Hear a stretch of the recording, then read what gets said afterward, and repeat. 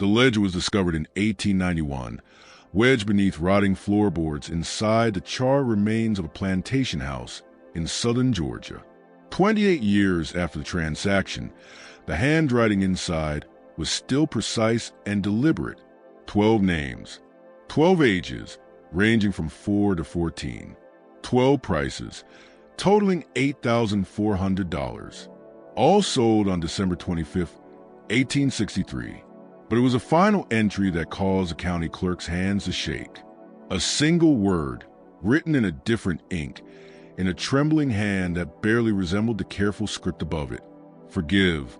What authorities uncovered in the days following that Christmas would challenge every assumption about justice, guilt, and the crushing weight of a single night. The master's name was Silas Hargrave, and by dawn on December 26th, something had changed him so completely that those who knew him insisted he was no longer the same man. Some claimed it was divine punishment.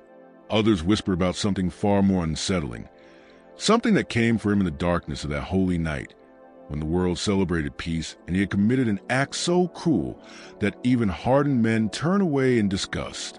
The truth, buried in testimonies, private letters, and the fractured memories of those who survived, is more disturbing than any legend, because what happened to Silas Hargrave that night was not supernatural. It was entirely, horrifyingly human.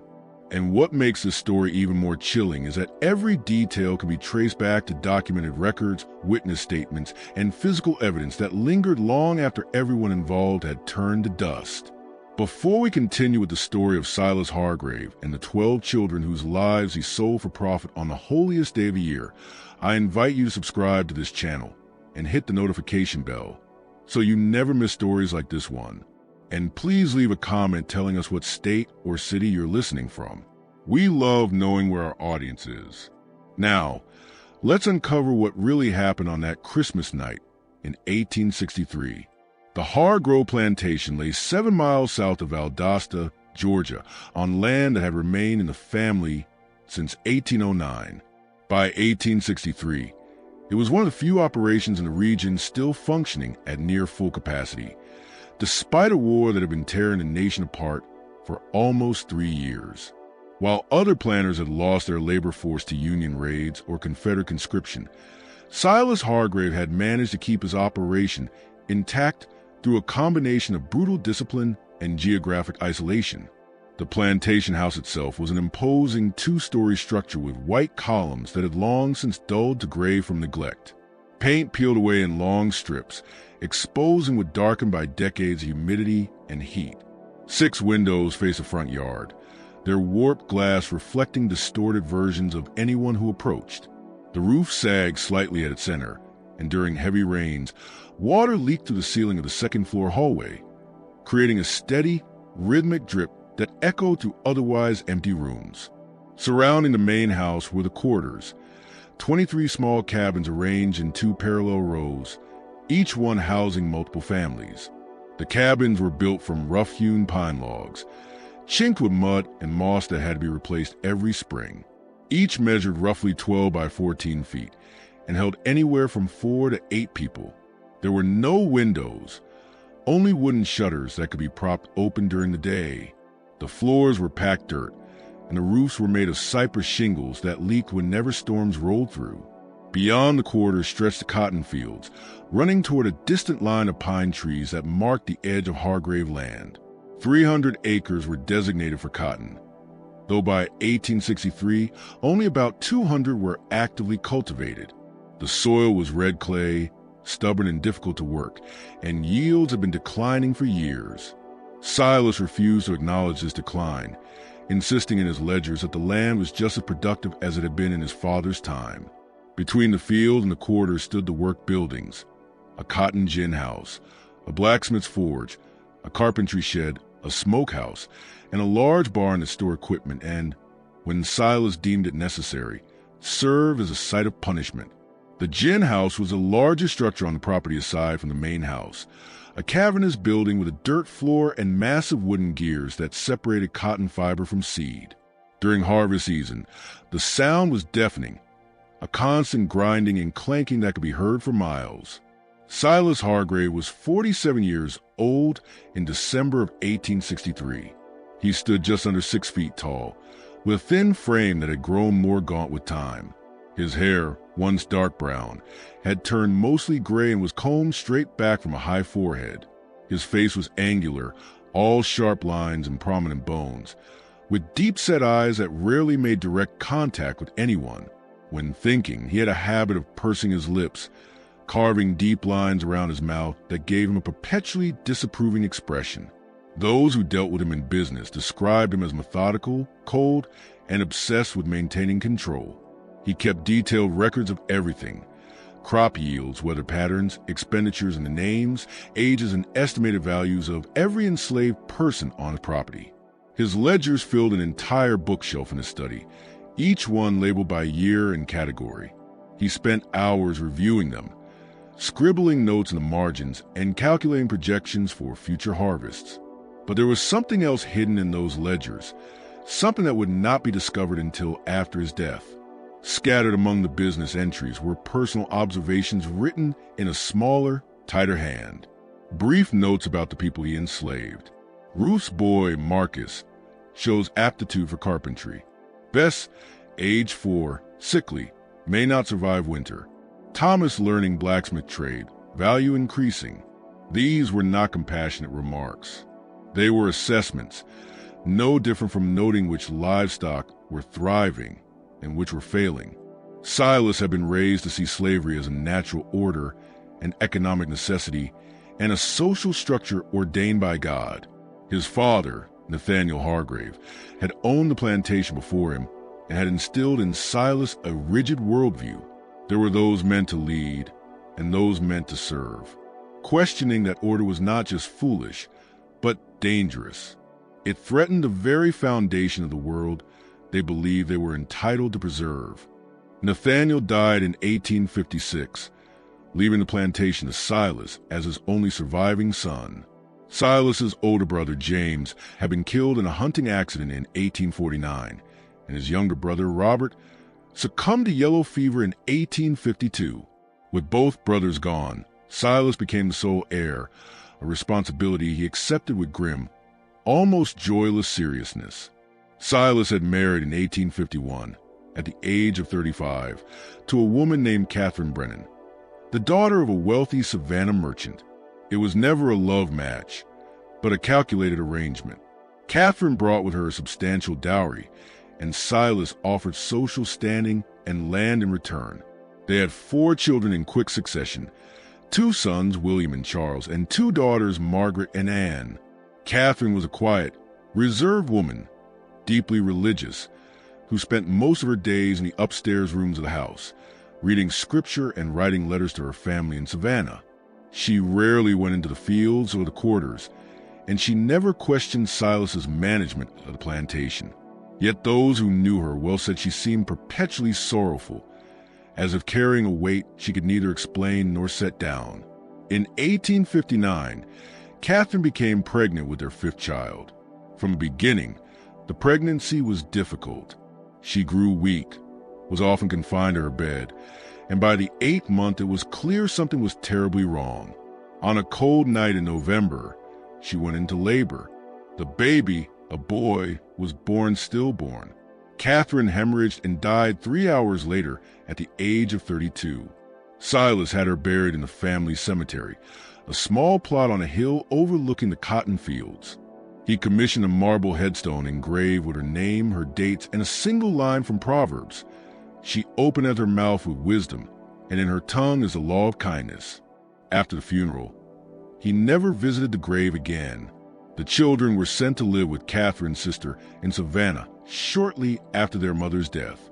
Silas told others it was for their education and safety, but those closest to the family suspected the true reason. He could not bear to look at them. They reminded him of Catherine, and Catherine reminded him of failure. He had failed to protect her, failed to give her happiness, failed to be anything more than a cold, distant husband. With the children gone, Silas withdrew even further into his work. He spent up to 18 hours a day managing plantation, reviewing ledgers, planting crops, and enforcing the rigid control that defined his existence. He ate alone, slept alone, and spoke only when necessary. The enslaved families learned to avoid him when they could, to move quietly when he was nearby, and never to meet his eyes. His only regular companion was the overseer, a man named Dirk Keller. Dirk was large, over 6 feet tall and heavily built, with a thick red beard and small, unfeeling eyes. He had worked on the plantation since 1857, hired by Silas's father shortly before Nathaniel's death. Dirk was efficient, brutal when he believed it was required, and utterly loyal to Silas. He lived in a small house near the gin, separate from both the main house and the quarters, a physical reflection of his place in the hierarchy, above the enslaved, but below the master. Dirk handled the daily operations of the plantation, assigning labor, distributing rations, and enforcing discipline. Silas trusted him completely, perhaps because Dirk never questioned orders and never showed even a hint of moral conflict about the nature of their work. To Dirk, enslaved people were tools, no different from plows or cotton gins. You maintained them, you used them, and when they broke, you replaced them. The winter of 1863 was particularly harsh. Frost arrived early in November, killing the last of the cotton bolls before they could be harvested. By December, the ground had hardened, and each morning a thin sheet of ice formed on the water barrels. At night, enslaved families huddled inside their cabins, burning what little firewood they had been allotted, trying to stay warm in structures never meant for comfort. The cotton harvest was the worst in a decade. Silas calculated that nearly 40% of his expected yield had been lost. The bales that were collected were poor in quality, fetching lower prices at market, and the market itself was in chaos. The Confederate dollar was nearly worthless. Inflation was rampant, and creditors demanded payment in gold or goods. Silas faced debts he could no longer ignore. He owed $3,200 to a bank in Savannah, $1,800 to a cotton broker in Macon, and another $2,000 to various suppliers who had extended credit for seed, equipment, and necessities. In total, he was nearly $7,000 in debt, with no obvious way to pay it. He spent the first 2 weeks of December reviewing his options. He could sell land, but land values had collapsed because of the war. He could sell equipment, but he needed that equipment to operate. He could reduce his labor force, but he was already working at minimum capacity. Then, on December 15th, he received a letter from Virgil Tate. Tate was a slave trader based in Macon, one of the few still operating in Georgia, in 1863. Most of the trade had collapsed due to the war, but Tate had carved out a niche, supplying labor plantations in the Deep South that had avoided the worst fighting. He specialized in what he called future investments, young enslaved people who could be trained for specific tasks and provide decades of labor. The letter was brief and strictly business. Tate had heard that Silas was experiencing financial difficulties. He was prepared to make a generous offer for young slaves, ages 4 to 14, paid in gold. He would take as many as Silas was willing to sell, no questions asked, with payment upon delivery. Silas read the letter 3 times. He sat alone in his study, staring at the words while numbers turned over in his mind. 12 children. If he sold 12 at an average price of $700 each, he would have $8,400, enough to settle all his debts and still have funds left for seed and supplies for the spring planting. He told himself it was business, nothing more. The children consumed food the plantation could not afford to spare. They would not be productive for years. Their parents would have more children. It was a practical decision, a necessary one. Decision. It was exactly what his father would have done. That same evening, Silas wrote back to Virgil Tate, agreeing to the sale. 12 children, ages 4 to 14, to be delivered on December 25th, Christmas Day. Payment in gold upon delivery.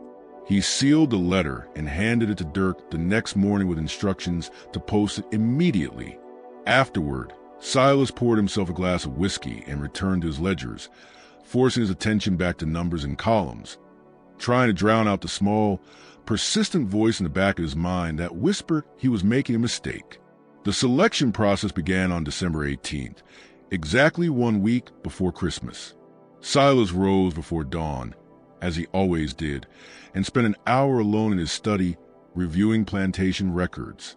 He had a complete list of all the children on the property, 37 in total, ranging in age from infants to 16-year-olds. He needed to choose 12. The criteria were simple. They had to be healthy, between 4 and 14 years old, and taken from families that would not cause excessive trouble. Silas understood that selling children would provoke grief and anger, but he believed some families would be easier to manage than others. Families with multiple children would be less devastated by the loss of one. Families with strong male figures were more likely to resist, so he planned to avoid taking their children when possible. He made his preliminary selections on paper, carefully writing 12 names into his ledger. Then he sent for Dirk. Dirk arrived at the study just after sunrise, his breath visible in the cold morning air. Silas showed him the list and explained the plan. Dirk listened without visible reaction, then gave a single nod. "When do you want to tell them?" Dirk asked. "Christmas Eve," Silas replied. "There's no point in giving them time to make trouble." "They'll make trouble anyway," Dirk said. "You're taking their children." "Then we'll deal with it," Silas answered. "But the sale is happening. Tate will be here Christmas morning with the gold." Dirk nodded once more and left. Silas remained alone in his study, staring down at the list of names. 12 children, 12 lives that would be uprooted, torn from their families, and sold to strangers. He felt a brief flicker something, not quite guilt, but a deep unease. He forced it down and returned to his calculations. Over the next 2 days, Silas walked to the quarters and work areas, quietly observing the children on his list. He watched them play, labor, and interact with their families. He was looking for signs of illness, weakness, or behavioral problems that might reduce their value. The first child on his list was Bessie, a 4-year-old girl who lived with her mother, Sarah, and 2 older siblings in cabin number 7. Bessie was small for her age, with large dark eyes and a withdrawn, quiet nature. She rarely spoke, even to other children, and spent most of her time clinging to her mother's skirts. Silas noted that despite her size, she appeared healthy, and her youth made her valuable. She could be trained for domestic work and would provide decades of service.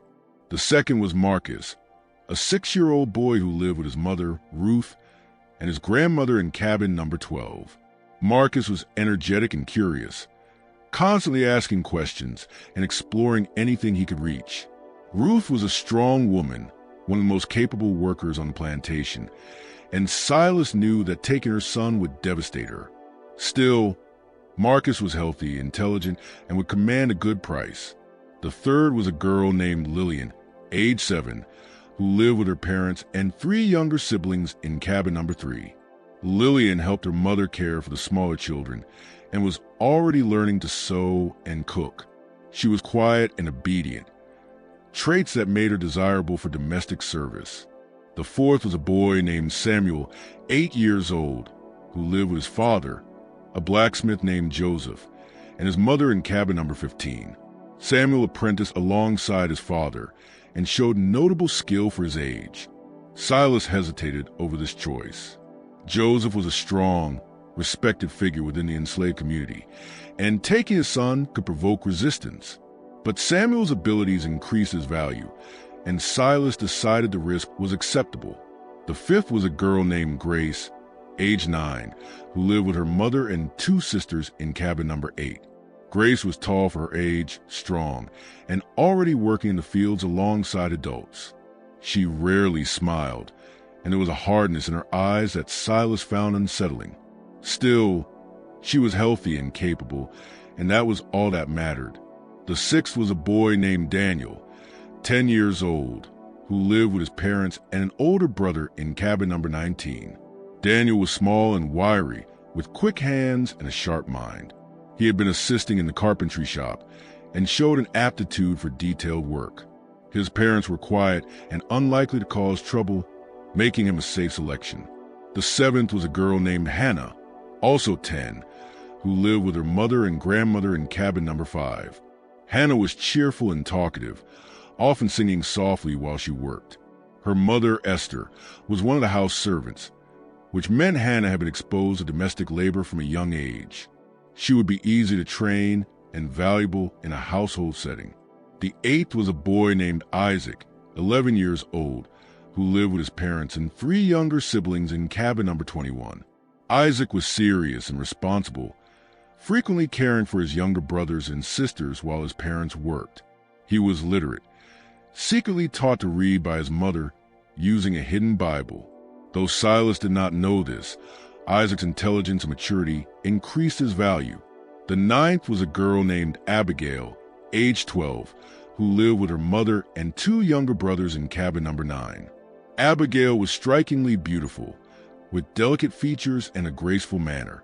Silas knew her appearance would make her valuable, though he refused to dwell on the reasons why. She was quiet and obedient, unlikely to cause trouble. The 10th was a boy named Elijah, 12 years old, who lived with his parents and an older sister in cabin number 14. Elijah was strong and hardworking, already capable of completing a full day's labor in the fields. He rarely spoke, keeping his thoughts to himself, but there was an intensity in his eyes that unsettled Silas. Even so, his strength and discipline made him valuable. The 11th was a girl named Rebecca, age 13, who lived with her mother and younger sister in cabin number 6. Rebecca was skilled in sewing and cooking and helped care for younger children throughout the quarters. She was mature beyond her years, carrying herself with a quiet dignity that set her apart. Her mother was a widow, which meant there would be no father to resist the decision. The 12th was Thomas, age 14, who lived with his parents in cabin number 17. Thomas was the oldest on the list, nearly grown, and he had been apprenticing with the plantation blacksmith for 3 years. He was skilled, strong, and intelligent. He was also the most likely to resist, but his value was simply too high to ignore. 12 children in total, 4 girls and 8 boys, ranging from 4 to 14 years old. Silas carefully wrote their names into his ledger in neat, deliberate handwriting, adding estimated values based on age, health, and skill. The total came to $8,400, exactly the amount Virgil Tate had agreed to pay. Silas closed the ledger and locked it inside his desk drawer. The selection was complete. Now all that remained was to wait until Christmas Eve to make the announcement. The week leading up to Christmas was unusually quiet on the Hargrave plantation. The weather stayed bitterly cold, with temperatures dropping below freezing each night. On December 20th, a thin layer of snow fell, rare for southern Georgia, and it lingered on the ground for 2 days before melting into muddy slush. The enslaved families went about their work with their usual efficiency, but there was a tension in the air that even Silas noticed. People spoke in hushed voices. Children played more quietly than normal. There were no songs in the fields, no laughter in the quarters. It was as if everyone sensed that something was approaching, though no one could name it. Silas spent most of his time in his study, reviewing financial records and preparing for the transaction. He wrote to his creditors, informing them that he would be able to make payments in January. He calculated how much gold would need to be set aside for spring planting.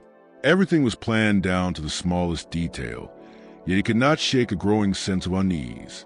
At first, it was only a faint, nagging feeling in the back of his mind, easy to dismiss. But as Christmas drew closer, it grew stronger, more persistent.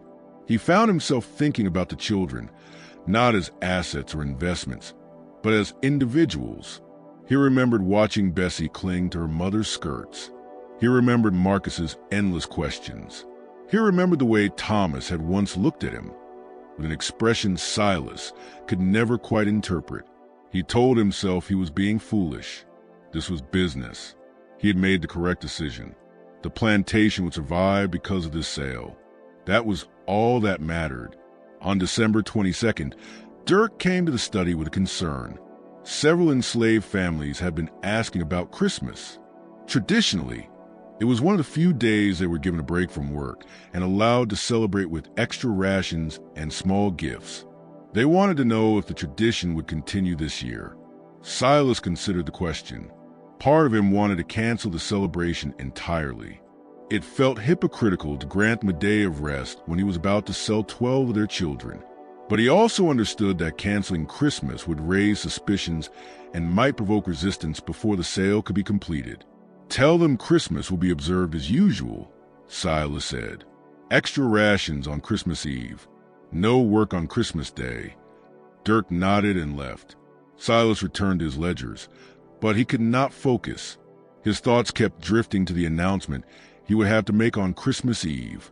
He imagined the looks on the mothers' faces when they heard their children's names.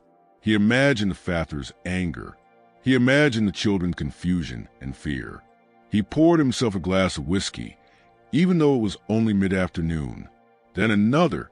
By evening, he had finished half the bottle and fallen asleep at his desk. He dreamed of Catherine. She stood in the upstairs hallway, wearing the white dress she had been buried in. She looked at him with an expression of profound sadness and held a baby in her arms, the stillborn son whose birth had killed her. She said nothing, but her eyes asked a question he could not escape. "What have you become?" Silas woke with a start, his heart racing. The study was dark, the fire and hearth reduced to glowing embers. He lit a lamp and checked his pocket watch. It was just after midnight, December 23rd, 2 days until the sale. He stood and walked to the window, looking out toward the quarters. A few cabins still showed faint light in their windows, candles, or small fires. Most were dark. He wondered whether the families were asleep or lying awake, sensing the storm that was coming. He turned away from the window and went upstairs to his bedroom. He did not sleep again that night. December 23rd passed slowly. Silas remained in his study, avoiding the quarters, avoiding Dirk, avoiding everyone. He reviewed the transaction papers Virgil Tate had sent, ensuring everything was in order. He counted and recounted the estimated value of the children. He tried to focus on numbers, on logic, on the necessity of what he was doing. But the unease would not leave him. It had grown into something heavier than discomfort. It became physical, a tightness in his chest, a crushing weight pressing down on him. Breathing felt difficult. His hands shook when he tried to write. He could not eat. That evening, he walked out to the family cemetery on the hill. He had not been there since Catherine's funeral 4 years earlier. The headstone was weathered but still legible. He stood before it, staring at the inscription, and tried to remember what it felt like to truly care about someone. He could not. That part of him seemed to have died with Catherine, or perhaps even earlier. For years, he had trained himself to see people as assets, as tools, as figures in a ledger. Somewhere along the way, he had forgotten how to see them as anything else. He returned to the house as darkness fell. Tomorrow was Christmas Eve. Tomorrow he would make the announcement. The day after that, the children would be gone, he would have his gold, and everything would return to normal. He almost believed it. December 24th, 1863, dawned cold and gray. The sky was heavy with clouds, threatening more snow, and a bitter wind blew from the north. Silas woke early as always, but did not go to his study. Instead, he stood at his bedroom window, looking out toward the quarters, watching smoke rise from chimneys as families woke and lit their fires. He knew what had to be done that day. He had rehearsed the words in his mind 100 times. He would be brief, direct, and unemotional. He would read the names from his ledger. He would tell them the children would be leaving at dawn. He would make it clear that any resistance would be punished. It would take 5 minutes, perhaps less, and then it would be over. But as he stood there, watching Plantation come to life, he felt something he had not felt in years. Fear. Not fear of the enslaved family's reaction, though that was concern, but something deeper, a primal dread he could neither name nor explain. It felt like standing at the edge of a cliff, knowing that one more step would send him plunging into darkness. He forced the feeling down and dressed. He went to his study, retrieved a ledger containing the 12 names, then sent for Dirk and instructed him to gather everyone in the yard at dusk for the ration distribution. Dirk nodded and left without comment. The day dragged by with agonizing slowness. Silas tried to work, but his mind refused to settle. He tried to read, but the words blurred together. He tried to eat, but the food tasted like ash. Most of the day was spent sitting alone in his study, staring at the ledger, waiting for dusk to arrive. In the quarters, the families prepared for Christmas. Despite the cold and the hardships of the past year, there was a fragile sense of anticipation. Christmas was one of the few days when they were allowed to rest, to be with their families, to pretend, if only briefly, that they were more than property. Mothers cooked what little extra food they had been given. Fathers told stories to their children. Older siblings helped care for the younger ones. From some of the cabins came singing, hymns, and spirituals passed down through generations. Ruth, Marcus's mother, held her son close as she prepared their meager Christmas meal. Marcus was excited, chattering about what he hoped to receive. Maybe an extra piece of cornbread or a small wooden toy. Ruth smiled and stroked his hair, trying to memorize the feel of him, the sound of his voice, the warmth of his small body against hers. She didn't know why, but she had a terrible feeling that something was wrong. It had been growing for days, a creeping dread she couldn't shake. The night before, she had dreamed of Marcus walking away from her into darkness, and no matter how loudly she called, he never turned back. She held him tighter and whispered prayer. As dusk approached, Dirk walked to the quarters, calling for everyone to gather in the yard for rations. Families emerged from their cabins, wrapped against the cold, and assembled in front of the big house. There were 63 people in total, men, women, and children from 23 families. Silas stood on the porch with the ledger in his hands. Dirk stood beside him, his face empty of expression. The enslaved families waited in silence, their breath visible in the cold air. Silas opened the ledger. His hands trembled, and he gripped the book tighter to steady them. He looked out at the gathered faces, faces he had seen daily for years, faces he had never truly looked at. "I have an announcement," he said. His voice sounded strange to his own ears, thin and distant. The crowd waited. Silas lowered his eyes to the ledger and began reading the names. Bessie, Marcus, Lillian, Samuel, Grace, Daniel, Hannah, Isaac, Abigail, Elijah, Rebecca, Thomas. 12 names. As each one was spoken, a ripple of confusion moved through the crowd. Parents looked at one another, trying to understand. Children looked up at their mothers and fathers, sensing that something was terribly wrong. "These children have been sold," Silas continued, his voice flat. "They will be leaving at dawn tomorrow. The buyer will arrive with a wagon. The transaction is final. Anyone who interferes will be punished." For a moment, there was absolute silence. The words hung in the cold air, incomprehensible. Then, slowly, their meaning sank in. The first sound was a gasp, a sharp intake of breath from one of the mothers. Then another, and then the wailing began. It started with Ruth. The sound that tore from her throat was barely human, a howl of grief so deep it seemed to rip the air itself. She collapsed to her knees, clutching Marcus to her chest, and the noise she made was the sound of a soul shattering. Other mothers followed. Sarah, Bessie's mother, crumpled to the ground, her body shaking with sobs. Esther, Hannah's mother, screamed and pulled her daughter tightly into her arms. Fathers stood rigid, their faces carved from stone, fists clenched at their sides. Children began to cry, not fully understanding what was happening, but feeling their parents' terror. Bessie clung to her mother, her small body trembling. Marcus buried his face against Ruth's shoulder. Thomas stood apart from his parents, his face blank, his eyes fixed on Silas. Ruth crawled forward on her knees, her hands stretched out, her face soaked with tears. She reached the porch steps and looked up at Silas, her voice breaking. "Please," she said, Please, Master Hargrave, don't take my boy. He's all I have. Please, I'll work harder. I'll do anything. Please don't take him." Silas looked down at her. He saw the desperation in her eyes, the raw terror. He saw Marcus clinging to her, his small face pressed against her neck. For one brief moment, something inside him cracked. Then he remembered the debts, the creditors, the plantation, survival. His expression hardened, and he spoke the words that would haunt him for the rest of his life. "He's worth more than you." Ruth's face collapsed inward. Another wail tore from her, and she fell onto frozen ground, her body racked with sobs. Other mothers surged forward, begging, pleading, offering anything, everything, if he would just spare their children. Silas turned and walked back into the house.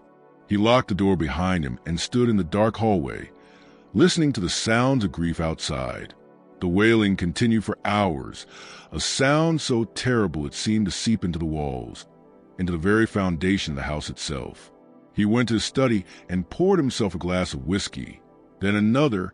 He tried to block out the noise, but it followed him, echoing inside his head. He sat at his desk and stared at the ledger, at the 12 names written in his neat, precise handwriting. Just business, he told himself. Just business. The words rang hollow. Outside in the quarters, families held their children close. They sang to them, whispered prayers, and made promises they knew they could not keep. They tried to memorize everything: the shape of their faces, the sound of their voices, the feel of their small hands. Ruth held Marcus through the night, rocking him and singing softly. Marcus had stopped crying and lay quietly now, his small body warm against hers. She whispered how much she loved him, told him he needed to be strong, told him she would never forget him. "Will I see you again, Mama?" Marcus asked in a small voice. Ruth could not answer. She only held him tighter, and continued to sing. In cabin number 17, Thomas sat with his parents. His father, a strong man named Jacob, rested a heavy hand on Thomas's shoulder. His mother, Miriam, held his hand tightly. They did not speak. There was nothing left to say. Thomas looked at his parents and felt something harden inside him. He was 14 years old, nearly grown, and he understood what was happening in a way the younger children could not. He understood that by morning he would be taken from his family and sold to a stranger. He understood that he would likely never see his parents again. He understood that his life, his future, even his identity, were being erased because a white man needed money. And he understood that there was nothing he could do to stop it. But as he sat there, his mother's hand in his and his father's grip steady on his shoulder, he made a silent promise. He would survive. He would remember. And someday, somehow, he would make sure that what was being done to him and the other children would not be forgotten. The night deepened. The temperature dropped. The wailing in the quarters slowly faded into quiet sobs and then into silence. But it was not a peaceful silence. It was a silence of grief too deep for words, of hearts breaking in the dark. In the big house, Silas sat alone in his study. He had finished one bottle of whiskey and opened another. His thoughts were foggy, disconnected. Ruth's face kept returning to him, her voice echoing in his mind. "Please don't take my boy." He stood and walked to the window. The quarters were dark now, no lights visible. He wondered whether anyone was sleeping or if they were all lying awake, holding their children, counting the hours until dawn. He turned away from the window and was about to return to his desk when he heard it, a knock at the door. 3 soft, deliberate strikes. Silas froze. It was just after midnight. Who would be knocking at this hour? He assumed it was Dirk, perhaps with news about the buyer's arrival or concerns about resistance. He crossed the dark hallway and opened the front door. No one was there. The porch was empty. The yard beyond lay still, lit by a half-moon that cast long shadows across the frozen ground. Silas stepped outside, his breath visible in the cold air. He looked left, then right. Nothing. He was about to turn back inside when he saw them. 12 figures stood at the edge of the yard where the grass gave way to the dirt path leading toward the quarters. Small figures. Children. At first, Silas thought the families had sent the children to plead for themselves. Anger flared inside him. This was manipulation, an attempt to make him feel guilt. He stepped off the porch and walked toward them, ready to send them back and punish whoever had arranged this. But as he drew closer, he realized something was wrong. The children were not moving. They stood perfectly still, arranged in a straight line, their faces tilted upward toward the house. And they were silent, completely, unnaturally silent. No crying, no pleading, no sound at all. "Get back to the quarters," Silas said sharply. None of them moved. When he was only 10 feet away, recognition hit him. Bessie, the 4-year-old, her small body rigid. Marcus, Ruth's son, his face empty of expression. Thomas, the blacksmith's apprentice, his eyes locked on Silas. All 12 children from the list, standing in the exact order he had written their names in the ledger.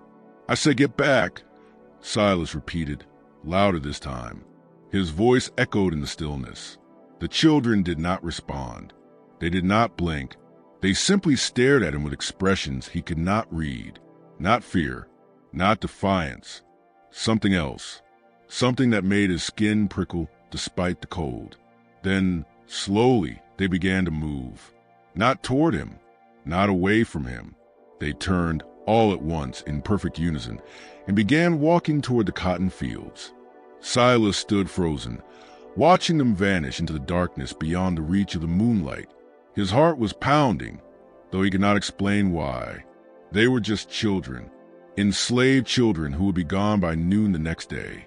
This changed nothing, and yet, as he stood there staring into the darkness where they had disappeared, he felt the fear again, that deep, primal dread that had been building all day.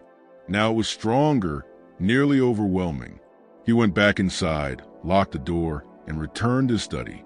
He poured another glass of whiskey, his hands trembling.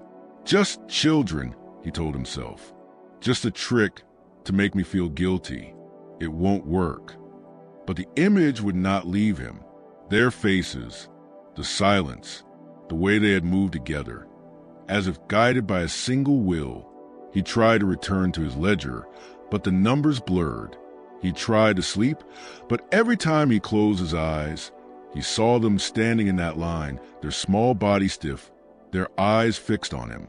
At 2 o'clock in the morning, he heard singing. If you're feeling the weight of this story, imagine how those families felt on that Christmas Eve. Before we continue to the most disturbing part of this night, take a moment to like this video and share it with someone who appreciates true historical mysteries. Your support helps bring these forgotten stories to light. Now, let's discover what happened when Silas heard that singing in the darkness. The singing was faint at first, barely audible over the wind rattling the windows of the big house. It seemed to come from everywhere and nowhere at once. A melody Silas did not recognize, carried by voices too young to hold such sorrow. The tune was slow and mournful, its rhythm wrong, discordant, like a hymn sung backward or a lullaby twisted into something dark. Silas stood in his study, the whiskey glass suspended halfway to his lips. He listened, trying to locate the sound. It drifted through the walls like smoke, seeping into every corner of the house. He went to the window and looked out. The yard was empty. The quarters were dark, yet the singing continued, rising and falling in waves that made his chest tighten. He grabbed his coat and a lantern and stepped outside. The moment his foot left the porch, the singing stopped. The silence that followed was worse. It was total and oppressive, as if the world itself had stopped breathing. No wind, no insects, no distant animal sound from the woods, no creaking trees or rustling leaves. Only silence, so complete that Silas could hear his own heartbeat pounding in his ears. He lifted the lantern higher and began walking toward the quarters. His boots crunched against the frozen ground, each step unnaturally loud in the stillness. He expected to find the families awake, perhaps gathered together in one of the cabins, maybe singing to comfort themselves. Instead, every door was shut, every window dark. He knocked on the nearest door, cabin number 7, where Bessie lived with her mother, Sarah. No answer. He knocked again, harder, still nothing. He pushed the door open. Inside, Sarah lay on a pallet beside her 2 older children. All 3 were asleep, but it wasn't a normal sleep. Their breathing was shallow, barely visible, and they did not stir when Silas spoke their names. He stepped closer and shook Sarah's shoulder. She didn't wake. Her skin was warm, her pulse steady, but she was completely unresponsive, as if trapped in some deep, unnatural slumber. Silas backed out of the cabin, his heart racing. He moved to the next cabin, then the next, finding the same thing in every one. Every adult, every child except the 12 he had selected lay in that same strange, unnatural sleep. He called their names, shook them, even splashed water on their faces. Nothing worked. They simply lay there, breathing shallowly, imprisoned in sleep. Except the 12 children. The 12 children were gone. Silas felt the first true surge of panic. He told himself this was absurd. They were hiding, playing some kind of game. Or perhaps their parents had hidden them before falling into this strange sleep. But the panic didn't fade. It spread through his chest like ice water, cold and relentless. He searched the quarters, the barn, the storage sheds, the gin house. Nothing. He walked to the edge of the cotton fields, lifting the lantern high, calling their names. His voice vanished into the darkness, as if the night itself swallowed the sound. Then he saw the light. Deep in the fields, perhaps 100 yards away, a small fire burned low to the ground. It flickered weakly, but unmistakably, a point of orange against the blackness. Silas started toward it, his boots crunching on frozen earth, his breath coming in short, panicked gasps. As he drew closer, he saw them. The 12 children sat in a perfect circle around the fire. They weren't moving. They weren't speaking. They simply sat, faces lit by the flames, staring into the fire as if hypnotized. The light cast strange shadows across their features, making them look older, almost ancient. "What are you doing?" Silas demanded, his voice shattering the silence. "Get up. Get back to the quarters. Now." None of them looked at him. They continued to stare into the fire, expressions empty. He stepped closer, anger pushing aside fear. "I said, get up." One of the children finally turned his head. Thomas, the oldest. His eyes met Silas's, and for the first time, a child spoke. "We're waiting." His voice was calm, almost casual, but there was something beneath it that made Silas's skin crawl. "Waiting for what?" Silas snapped. Thomas didn't answer right away. He looked at Silas with an expression that wasn't hostile or afraid. It was something else, something disturbingly close to pity. "For you to see us," Thomas said quietly. "I see you," Silas replied. "You're sitting in my field in the middle of the night. Now get up before I—" "No," Thomas interrupted. "You don't see us. You never have. Not really." Silas felt his anger flare. "I don't have time for this nonsense. Get up. Now." He reached down and grabbed Thomas by the arm, intending to haul him to his feet. The moment his hand touched the boy, Thomas looked up again. And this time his expression had changed. It was no longer blank or empty. It held a depth of understanding no 14-year-old should possess. "You sold us," Thomas said softly. "On Christmas." The word struck Silas like a physical blow. He released the boy's arm and staggered back. "It's business," Silas said, but his voice sounded weak, even to his own ears. "You don't understand. It's just business. I have debts. The plantation." "We understand," Thomas said. Then, in a voice that no longer sounded like a child's, he added, "Do you?" The fire went out, not gradually, not flickering or fading. It simply vanished, as if smothered by an unseen hand. Darkness rushed in, absolute and suffocating. Silas's lantern was still burning, but its light seemed to stop just inches from the glass, unable to pierce the blackness around him. He heard movement, footsteps, whispers. The children were standing now. He could feel it, though he couldn't see them. He swung the lantern wildly, but the light revealed nothing, only darkness. Then he felt it. Hands. Small hands. Dozens of them. Not grabbing, not violent, just touching. His arms, his chest, his face.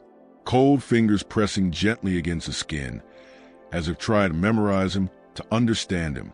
Silas screamed. He swung the lantern, and it shattered against the ground, plunging him into complete darkness. He ran blindly, stumbling over frozen furrows, his breath tearing from his lungs. He didn't know which direction he was going. He only knew he had to escape. The hands followed him, touching his back, his shoulders, his neck. Light touches, almost gentle but relentless. And with each touch, something flooded into him. A flash of emotion, a fragment of memory that was not his own. Terror. The terror of a 4-year-old being ripped from her mother's arms. Confusion. The confusion of a 6-year-old who couldn't understand why he was being taken away. Grief. The grief of a mother watching her child vanish into darkness. Rage. The rage of a father powerless to protect his family. Despair. The despair of children told they were worthless, that they were property, that their lives mattered only in dollars. Each feeling struck him like a wave, overwhelming, suffocating. He tried to push them away, to shut them out, but they kept coming faster and faster until he could no longer tell where his own emotions ended and theirs began. He ran until his legs finally gave out, and he collapsed onto the frozen ground, gasping as his heart thundered in his chest. The hands were gone. The darkness was gone.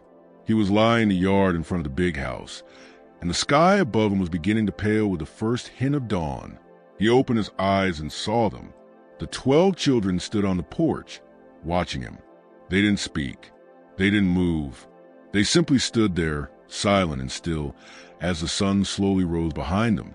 Silas staggered to his feet, his body shaking, his mind reeling.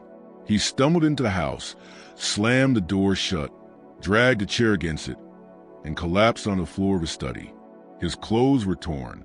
His hands were bleeding where he had fallen. His face was wet, whether from tears, sweat, or melted snow. He couldn't tell. He sat there for a long time, trying to make sense of what had happened. Exhaustion, he told himself. Stress. Guilt manifesting as hallucination. It wasn't real. It couldn't be real. But when he looked down at his hands, he saw dirt packed beneath his nails and scratches across his palms. And when he glanced toward the window, he saw them still standing there, watching. And with a certainty that terrified him, he knew it had all been real. At precisely 6 o'clock in the morning, Virgil Tate arrived with his wagon and 3 armed men. Silas heard the sound of hooves and wheels crunching over the frozen road and forced himself to stand. His body ached. His head throbbed. His hands wouldn't stop shaking. He looked at his reflection in the mirror above his desk and barely recognized a man staring back. His face was pale. His eyes were bloodshot and sunken. His hair was disheveled. He looked as though he had aged 10 years overnight. He straightened his clothes as best he could and walked to the front door. Taking a deep breath, he opened it. Virgil Tate was a large man, over 6 feet tall and heavily built, with a thick black beard and cold, calculating eyes. He wore a long coat and a wide-brimmed hat and carried himself with the easy confidence of someone who conducted this kind of transaction 100 times before.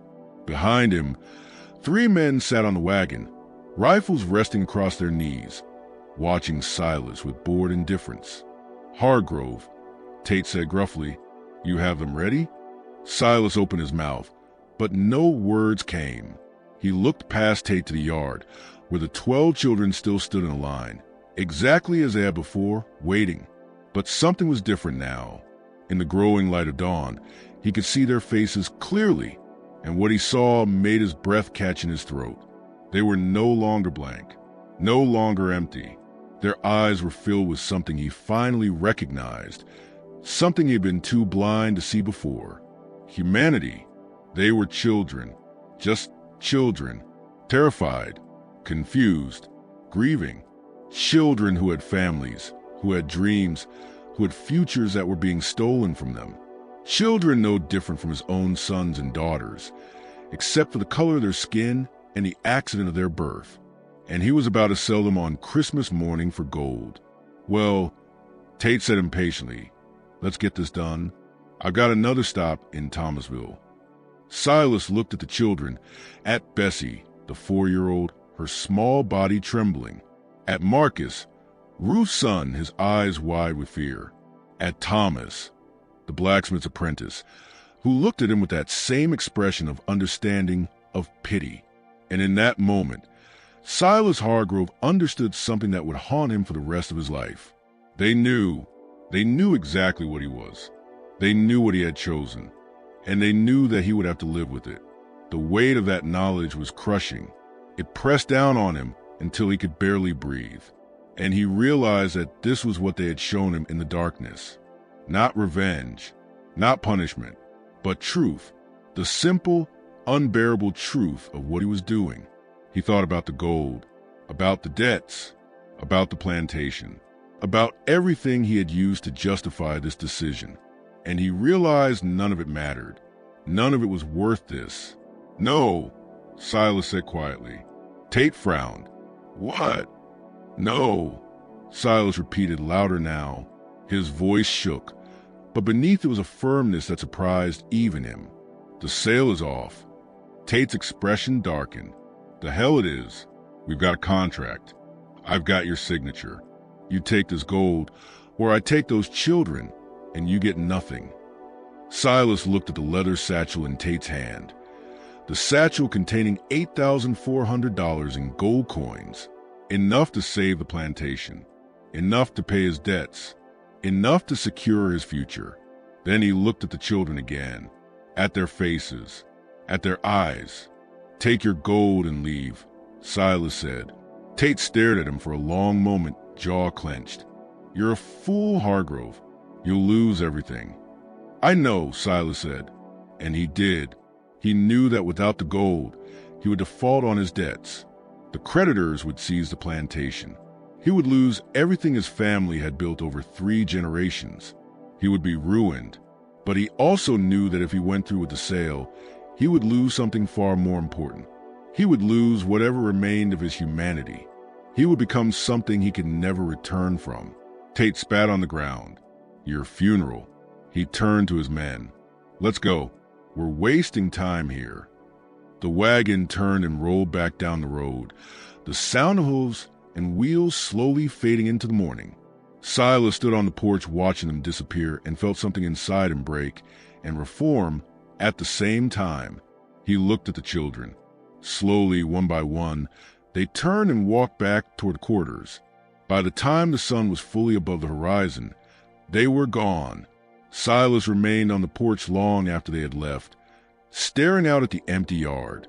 The rising sun cast long shadows across the frozen ground, and the world was beginning to wake. From the quarters came the sounds of morning, doors opening, voices calling, the ordinary rhythm of life resuming. He realized that whatever had happened during the night, whatever strange sleep had fallen over Plantation, was over. The families were waking, and they would want answers. Silas went back inside and walked to his study.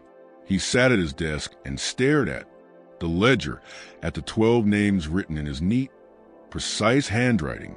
He picked up his pen, dipped into the ink, and drew a single line through each name.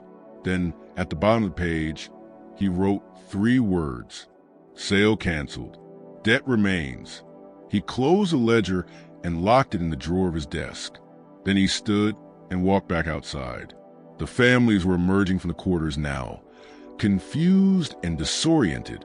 They had awakened in their cabins with no memory of how they had gotten there or what had happened during the night. The last thing they remembered was the announcement on Christmas Eve. The grief, the wailing, the terror of knowing their children would be taken at dawn. But dawn had come, and their children were still there.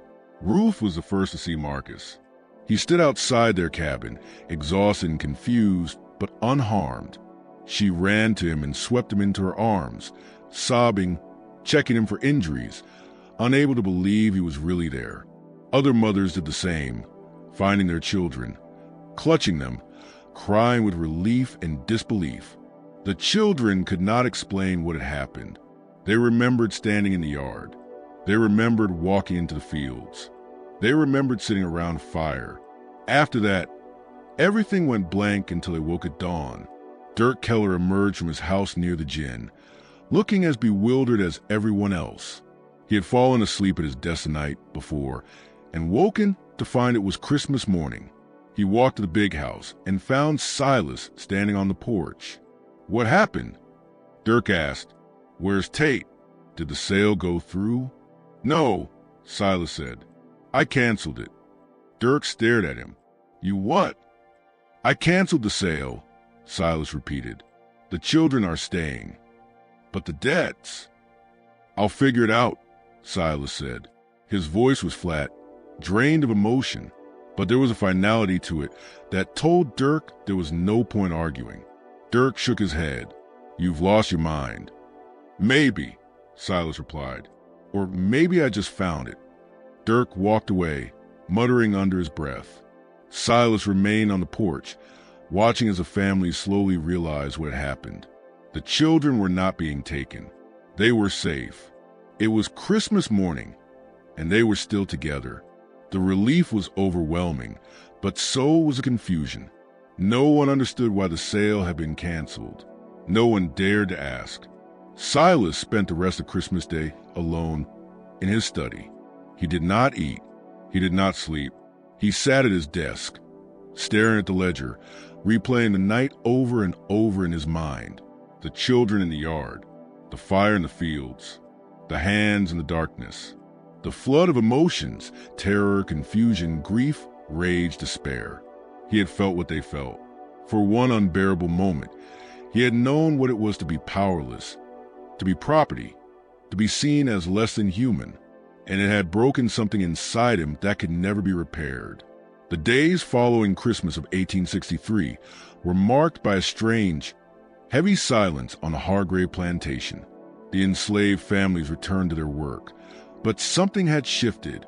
They moved with the same efficiency, yet there was a new presence among them, a quiet dignity, a sense of having witnessed something irreversible.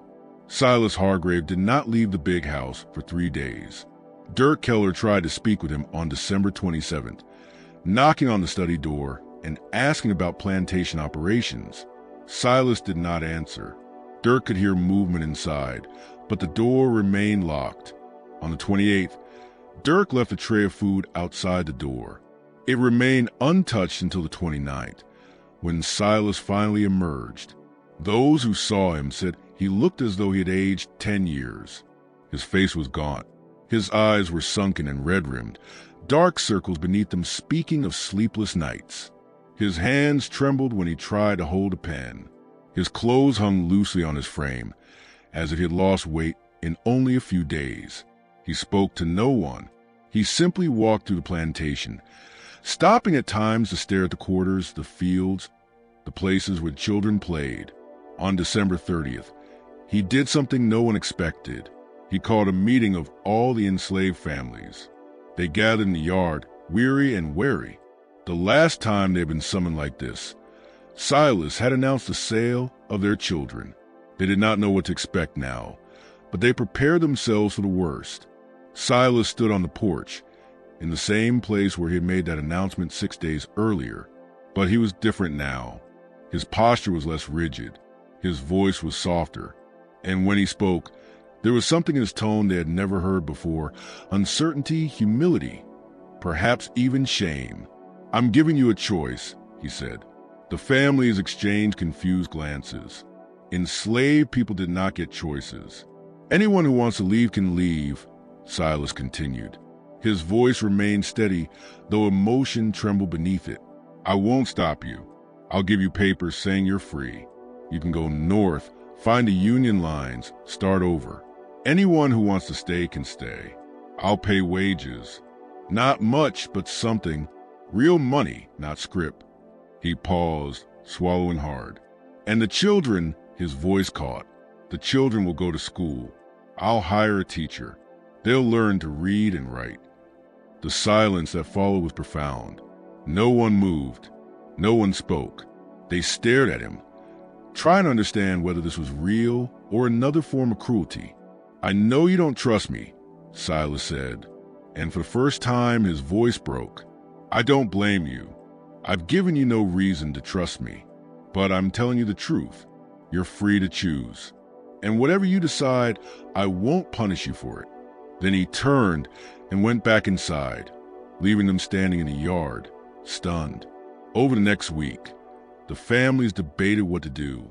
Some believed it was a trap. Others felt a cautious, fragile hope. A few were simply too exhausted to care. They had survived this long and believed they would survive whatever Silas's true intentions might be. In the end, 11 families chose to leave. They packed what little they owned, clothes, cooking tools, blankets, and began walking north toward the promise of Union lines. Protection. It was winter. The roads were dangerous, and there was no guarantee of safety. Still, they chose the risk rather than remaining on a plantation where they had been treated as property for most of their lives. 12 families stayed, not because they trusted Silas, but because they had nowhere else to go. Winter was unforgiving for those without shelter, and the roads were filled with Confederate patrols who would seize and re-enslave any black person found without papers. Staying was a practical choice, even if it meant remaining in a place heavy with painful memories. Silas kept his word. In early January, he hired a teacher, a widow from Valdosta named Mrs. Calloway. She was in her 50s, educated, and struggling to survive since her husband's death. Silas offered her room and board, along with a modest salary, to teach the children 3 times a week. Mrs. Calloway was skeptical at first. She had heard stories about Silas Hargrave, his coldness, his reputation as a harsh master. But when she arrived at the plantation and saw the children, saw their eagerness, their bright eyes and restless minds, she agreed to stay. She set up a small classroom in one of the unused storage buildings and began teaching reading, writing, arithmetic, and basic history. The children were ravenous for knowledge, absorbing everything she offered with an intensity that often moved her to tears. Thomas, the 14-year-old blacksmith's apprentice, quickly became her standout student. He could already read a little. His mother had secretly taught him using a Bible, and he advanced rapidly. Within weeks, he was reading at a level impressive for any child his age, enslaved or free. Silas also began paying wages. They were small, just a few dollars a month per family, but they were paid in gold, not Confederate script. For people who had never been paid for their labor, who had never owned money of their own, it was a profound change. He stopped carrying a whip. He stopped entering the quarters uninvited. He stopped issuing punishments for minor infractions. The plantation continued to operate, but the atmosphere had shifted. There was less fear, less tension. People still worked hard, but now there was purpose instead of terror. Silas himself was changing in ways that went beyond policy. Those who watched him closely noticed that he seemed haunted. He would pause in the middle of tasks, staring into the distance as if seeing something invisible to others. He often woke at night and walked the plantation grounds, stopping at the edge of the cotton fields, gazing into the darkness. He began attending church in Valdosta, sitting in the back pew, never speaking to anyone. He arrived just as the service began and left the moment it ended, avoiding conversation. But he listened closely to every sermon, especially those about redemption, forgiveness, and the weight of sin. Dirk Keller left in February of 1864. He told anyone who would listen that Silas had lost his mind. He's not the same man. Dirk wrote in a letter to his brother. Something broke in him that night. He walks around like a ghost, talking to himself, staring at nothing. He's paying them wages, for God's sake, treating them like they're free. I can't work for a man like that. He's going to lose everything, and I won't be there to watch it happen. Dirk was right about one thing. Silas was losing everything. Without the gold from the sale, he couldn't pay his debts. Creditors sent increasingly threatening letters. The bank in Savannah filed a lien against the property. Suppliers refused further credit. But Silas did not stop. He continued paying wages. He continued funding the school. He continued treating the people on his plantation as human beings rather than property. In March of 1864, he did something even more unprecedented. He began writing letters to government officials advocating for the rights of enslaved people. He wrote to the governor of Georgia, to members of the Confederate Congress, to anyone who might listen. His letters were detailed, impassioned, and deeply personal. In one letter, discovered decades later in state archives, he wrote, "I have spent my life believing slavery was a natural order, a necessary institution, a system ordained by God. I was wrong. I have seen the faces of children torn from their mothers. I have heard the wails of parents who know they will never see their sons and daughters again. I have felt, if only for a moment, the terror and despair of those treated as property rather than people. I can no longer remain silent. This system is evil. It destroys not only those who are enslaved, but those who enslave. It corrupts the soul and blinds us to the humanity of our fellow man. I do not expect forgiveness for my role in this evil, but I can speak the truth, even if no one listens." Most of the letters were ignored. Some were mocked. A few resulted in threats. Silas continued writing anyway, driven by a compulsion he could not explain.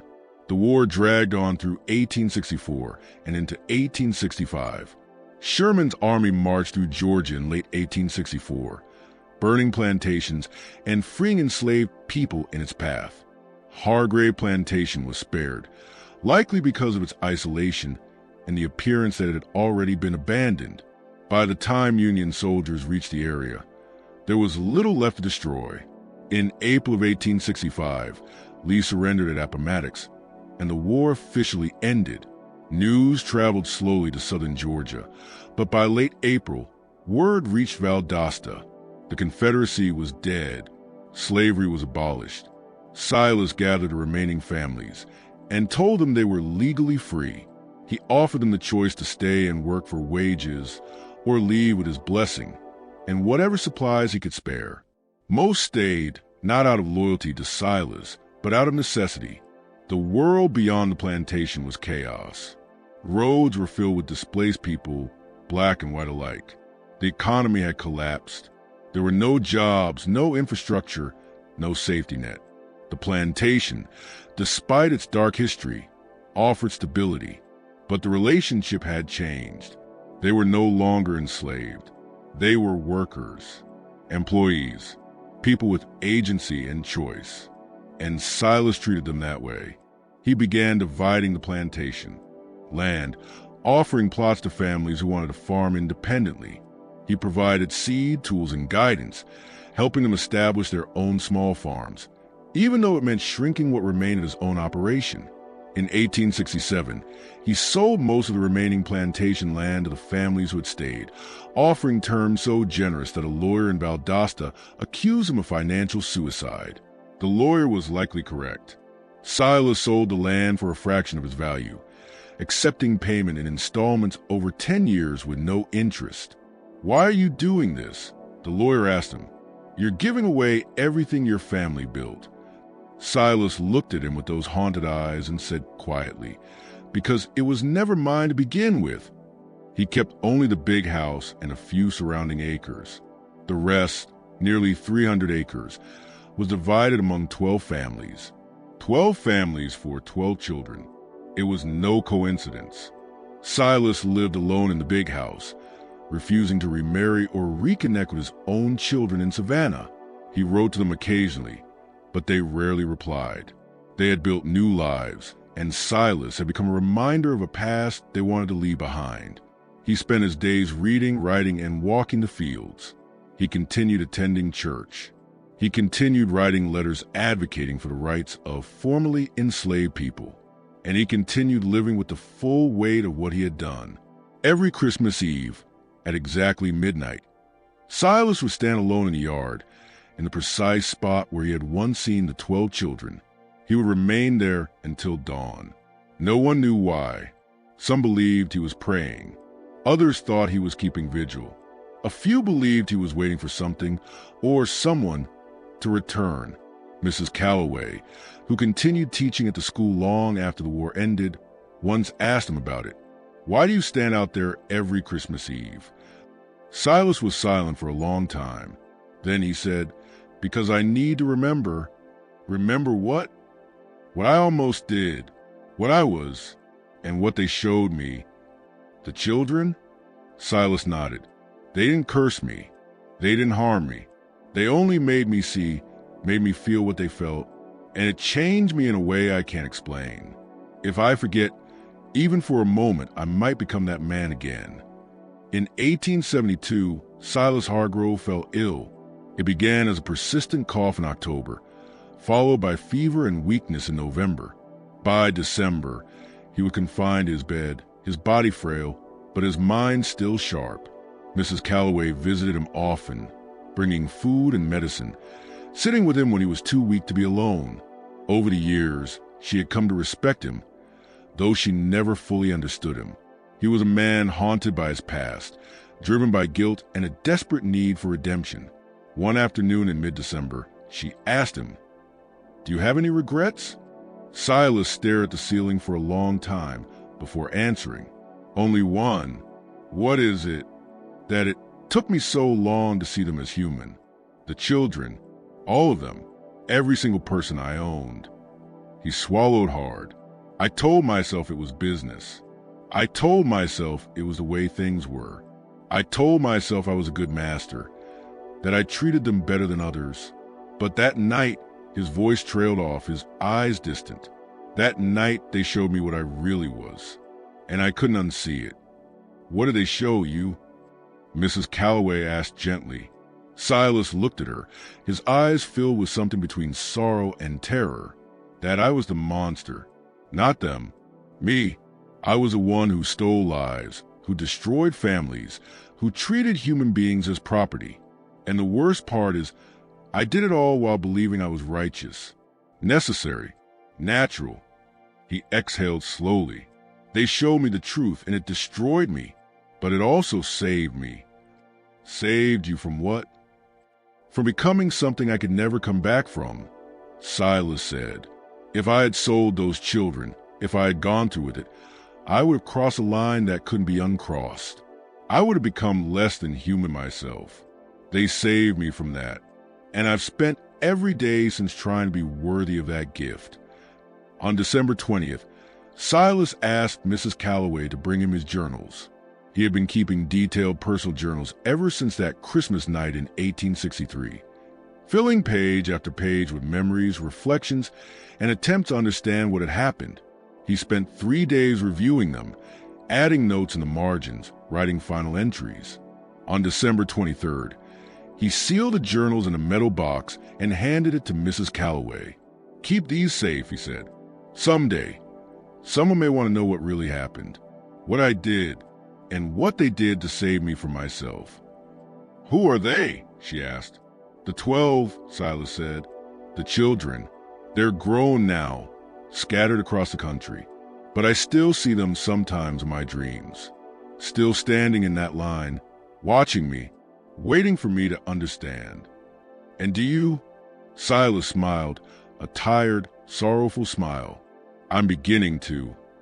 On December 24th, 1872, exactly 9 years after the night he tried to sell the 12 children, Silas Hargrove died.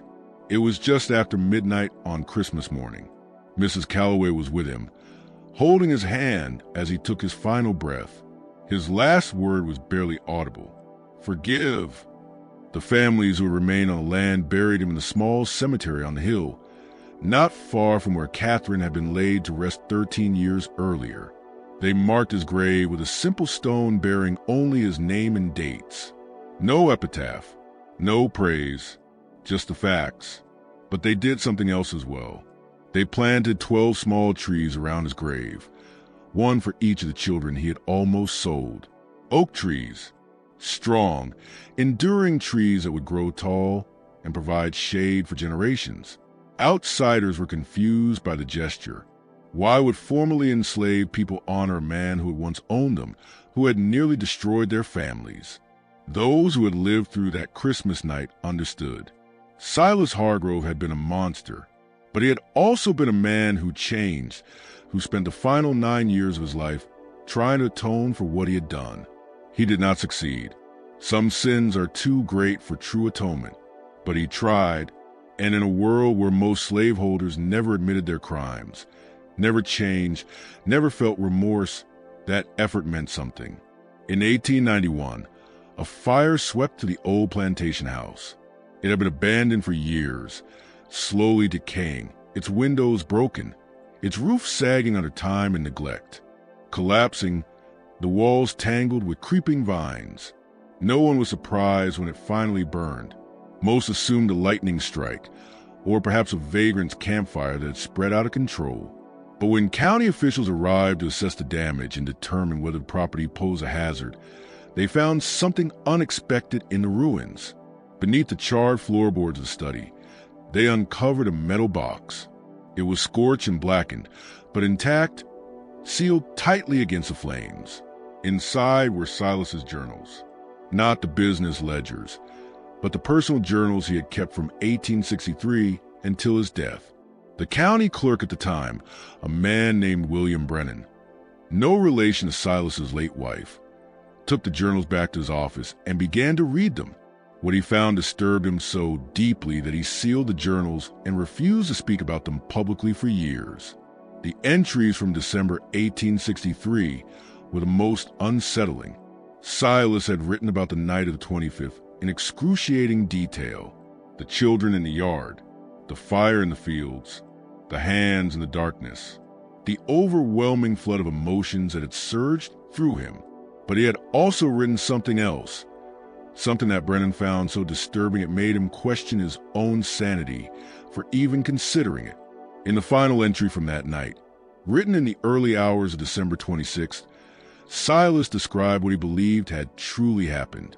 They did not speak, but I heard them, not with my ears, but with something deeper.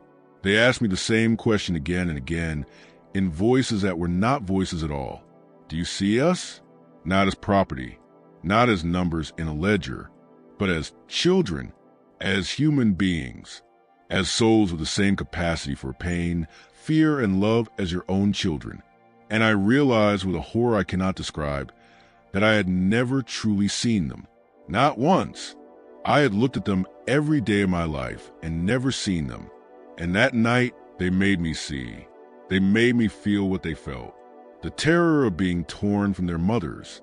The confusion of being sold like animals. The absolute helplessness of being a child with no power, no voice, no future. They did not curse me. They did not harm me. They simply made me see. And it broke something in me that can never be repaired. Brennan read the passage multiple times, trying to make sense of it. Was Silas describing a hallucination, a psychological collapse, or something else entirely? He continued reading. In later entries, Silas wrote about his transformation, his attempt at atonement, and his constant struggle with guilt. Yet he returned again and again to that night, trying to understand what had occurred. In an entry dated March 1864, Silas wrote, I have spent months attempting to rationalize what happened that night. I have told myself it was exhaustion, stress, guilt manifesting as hallucination. But I cannot escape the feeling that it was real, that somehow those 12 children found a way to show me the truth of what I was doing, not through violence, not through revenge, but through empathy. They made me feel what they felt, and in doing so, they saved me from becoming something irredeemable. In an entry from December 1865, he wrote, I stood in the yard again tonight, on the anniversary of that night. I half expected them to appear, to stand in that line and watch me as they once did. But they did not come, perhaps because they no longer need to. I see them every day, in every child's face, in every parent's love for their child. They are always with me, reminding me of what I almost did, of what I was, and of what I must never become again. And in one of his final entries, written just days before his death, Silas wrote, "I am dying. I feel it in my bones, in the weakness that deepens each day. I am not afraid of death. I am afraid of judgment. Not only the judgment of God, though that terrifies me as well, but the judgment of those 12 children, now grown and scattered across this country. Did I do enough? Did my attempts at atonement mean anything? Or was I simply a monster trying to ease his conscience before the end? I do not know. I will never know.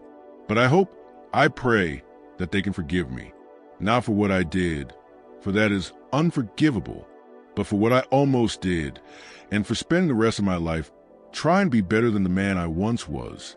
Brennan closed the journal and sat in silence for a long time.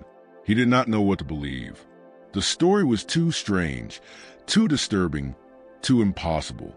And yet there was something in Silas's words, the rawness, the pain, the honesty, that made him suspect it might be true. He decided to investigate further. Brennan began tracking down descendants of the families who had lived on the Hargrave plantation, interviewing them and asking about the stories passed down through their families. What he discovered only complicated matters further. Several descendants spoke of the night the children walked, describing it as a real event, not a hallucination. They said their grandparents or great-grandparents had spoken of waking on Christmas morning to find their children safe, with no memory of the night before. One woman, the granddaughter of Ruth, Marcus's mother, told Brennan that her grandmother had spoken of that night only once, shortly before her death in 1889. She said it was like a dream, the woman explained. She remembered the announcement. She remembered the grief.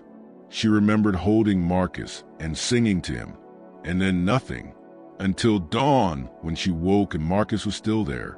She believed God had intervened, had put everyone to sleep, and changed Mr. Hargrave's heart during the night. She never understood how or why. She was just grateful every day of her life. Another descendant, the grandson of Thomas, the blacksmith's apprentice, told a different version. "My grandfather didn't talk about that night much," he said. "But once, he told me that he and the other children were taken to the fields, that they sat around a fire, and that Mr. Hargrave came to them. He said they showed him something. He never said what, only that it changed him. He told me it wasn't magic or anything supernatural. It was just truth. They showed Mr. Hargrave the truth of what he was doing, and he couldn't live with it anymore." Brennan compiled all of this into a report, but he never published it. He feared ridicule, accusations of believing ghost stories or supernatural nonsense. Instead, he sealed the journals and his report in the county archives, where they remained. For decades, the story of Silas Hargrave and the 12 children slowly faded into obscurity. The plantation land was divided and sold off over the years. The big house burned and was never rebuilt. The cemetery became overgrown and eventually forgotten. The families who had lived there moved on, building new lives, and with time, the raw pain of slavery receded into the background of history. But the story never vanished completely. It survived in fragments, passed down through families, whispered in low voices, told to children as either a warning or a story of redemption. The details shifted over time, as all stories do, but the core never changed. A man who was willing to sell children on Christmas Day, and the night that transformed him forever. In 1923, a historian researching Reconstruction-era Georgia managed to locate 3 of the original 12 children, all elderly by then, and asked them about their time on the Hargrove plantation. 2 refused to speak of it at all. The third agreed, but only briefly. Her name was Bessie, the youngest of the 12, who had been just 4 years old at Christmas. "I don't remember much," she said, her voice thin and trembling with age. "I was too little, but I remember my mama holding me that night, crying like the world was ending. And I remember waking up the next morning, and everything was different. Mr. Hargrove was different, like something had died in him. Her mother, she said, believed it was a miracle, that God had touched his heart. But I don't think it was God," Bessie added. When the historian asked what she thought it was, Bessie sat in silence for a long time.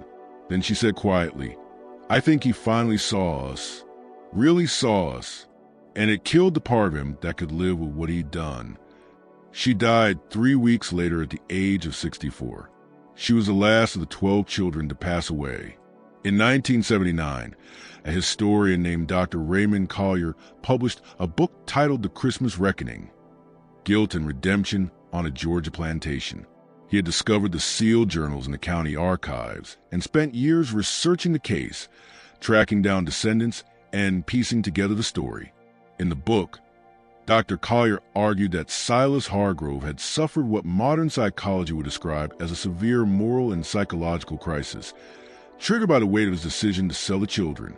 He suggested that the events of Christmas night were likely the result of sleep deprivation, extreme stress, and a guilty conscience manifesting as vivid hallucinations. But he also included testimonies that complicated that explanation. Several descendants said their grandparents or great-grandparents had spoken of the night the children walked, describing it as a real event, not a dream. They claimed the children were found in the fields at dawn, cold, disoriented, and unable to explain how they got there. Dr. Collier could not explain that. He noted it in the book as an unresolved discrepancy and moved on. But in his private notes, discovered after his death in 2003, he wrote something very different. "I do not know what happened on that plantation on Christmas night, 1863. I have spent years searching for a rational explanation and have failed. The testimonies are too consistent. The details are too precise. Either an entire community conspired to maintain an elaborate fiction for generations, or something occurred that defies easy explanation. I am a historian. I deal in facts. But sometimes facts lead you to places where reason cannot follow. Perhaps Silas Hargrove hallucinated. Or perhaps, for one night, 12 children found a way to make a man truly see the truth of what he was doing.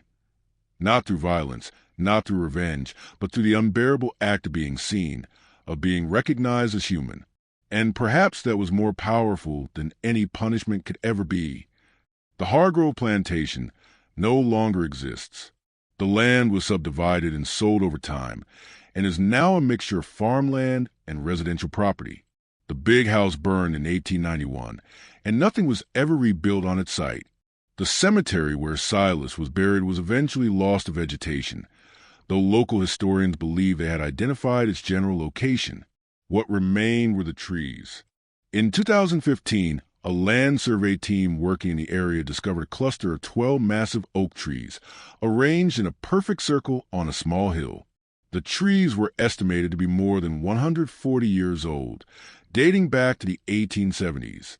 At the center of the circle, partially buried in thick with moss, was a weathered gravestone bearing a single name, Silas Hargrove, and the dates 1816 to 1872. The discovery reignited interest in the story. Local historians confirmed that the site was indeed the old Hargrove Plantation Cemetery. The 12 oak trees, they concluded, had been planted around Silas's grave shortly after his death. Today, the site is protected as a historical landmark. Visitors can walk among the oak trees, now towering and majestic, their branches intertwining overhead to form what feels like a natural cathedral. At the base of each tree, a small plaque bears the name of one of the 12 children: Bessie, Marcus, Lillian, Samuel, Grace, Daniel, Hannah, Isaac, Abigail, Elijah, Rebecca, and Thomas. It is a quiet place, peaceful, beautiful, and yet many visitors report an unease they can't quite explain. Some say they feel watched, as if unseen eyes are observing them from the shadows between the trees. Others hear faint singing, a melody they can't place. Some experience a sudden, overwhelming wave of grief or guilt that passes as quickly as it comes. Are these experiences real, or are they simply the power of suggestion, the mind creating meaning where none exists? No one knows for certain. What is certain is this: on Christmas night in 1863, something happened on the Hargrove Plantation that altered the course of many lives. Whether it was a psychological collapse, a shared hallucination, or something that defies rational explanation, the result was undeniable. 12 children were not sold. A man was forced to see, and once he truly saw them, he could never be the same again.